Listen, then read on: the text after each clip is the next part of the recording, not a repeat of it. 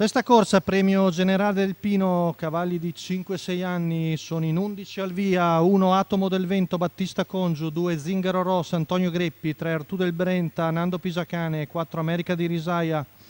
Alessandra Moriello, 5 Zar Parlante, Giorgio Cassani, 6 Over Hair Limit, Claudio Monte, in seconda fila 7 Zodiac Fike Lux, Maurizio Visco, 8 Adelasia, Vincenzo Mango, 9 Amos Trap,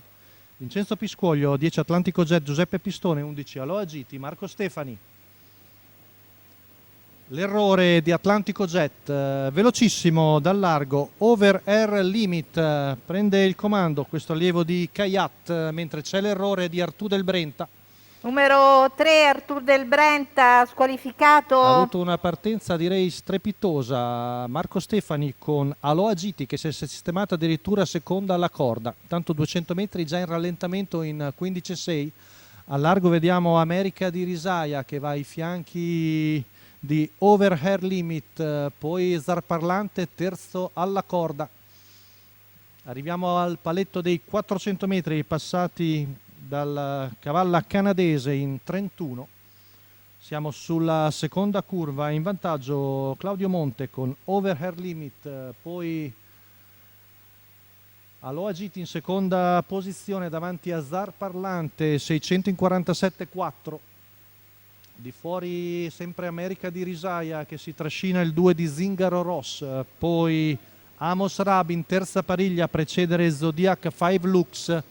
frazione qui davanti alle tribune in 15,4, primo giro in 1,2,8, sempre in vantaggio Over Air Limit su,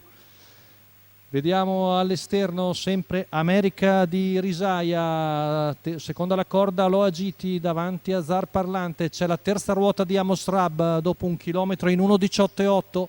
3 cavalli a ventaglio, accelera ora Claudio Monte con la figlia di Andoverall, ma Amos Rab viene via cattivo in terza ruota, non ha ancora però scavalcato America di Risaia, tutto da giocare ai 400 finali, retta di là passata in 14,3, ultima curva, sempre in vantaggio Over Air Limit, Amos Rab che mette mezzo cavallo davanti, poi torna anche Atlantico Jet dopo l'errore iniziale, ultimi 200 metri con Amos Rab che ha preso buon vantaggio, ultimi 100, Amos Rab con Vincenzo Piscoglio che mette tutti d'accordo e viene a vincere in scioltezza, mentre per il secondo Aloha Giti batte Atlantico Jet, autore di grande prestazione, ma bellissima vittoria di Amos Rab, Vincenzo Piscoglio dell'Annunziata.